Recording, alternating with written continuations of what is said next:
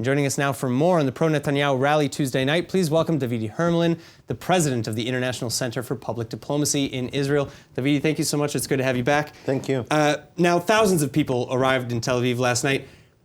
Why do you think that they're so sure in their support for Netanyahu, even now after indictments have been announced?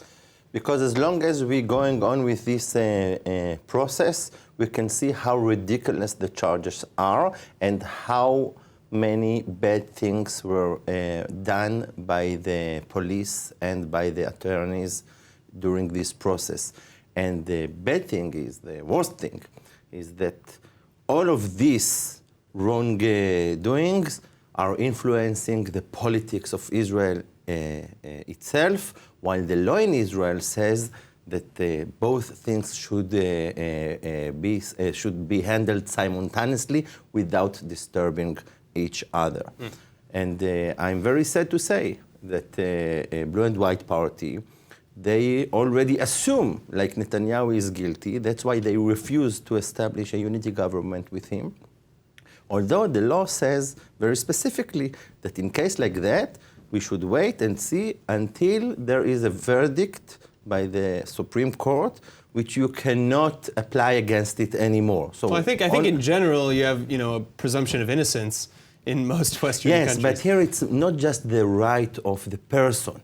Here is the right of the public not to interfere, that no one will interfere the democratic choice of the public by mistakes or by bad behaviors by purpose. So even if we assume, and I don't really think that there are mistakes here, I do believe that there is a cue here, but even if we believe that all those mistakes in the investigation and in the legal process, no one really want to do bad things, and even if you think that they had good intentions, right? Yes, the law says this is why the law exists, to let the politics continue until the court will say its final word. All right. Well, now let's talk about a little bit the Likud primaries that haven't really been scheduled, but Netanyahu said that they're going to have it. But right now he's polling pretty well. He's still in the lead of the Likud primary polls.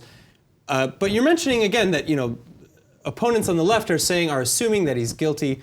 Why do you think that there are people within his own party who are trying to take him on in the primaries right now? Well, according to what Mr. Gideon Sa'ar says, he wants to guarantee that the Likud will stay in power, and it's not. So you don't think it's personal? You don't think it's about the indictments? You think it's more just kind of maybe a power grab or just what's best for the party? Since I have political, not official, but I'm a member of the Central Committee of the party, I don't want to criticize personally anyone. I just want to say about the topic itself, that we as party, at least the majority as I believe, if we truly believe that we cannot take our head down by ourselves, and that we should not surround this queue, so we cannot volunteer to change our leader, because the result will be that every time when someone in those authorities wouldn't like the reforms that we would like to do in the system, they will find charges and will make a revolution again. And that's how it should be called. This is, they try, some people, to make a revolution against elected prime minister. And this is unheard, unacceptable, and we cannot accept it, and we cannot volunteer by ourselves to surround. All right. Well, Davidi, you've given us a lot to think about, of course. This is an ongoing situation.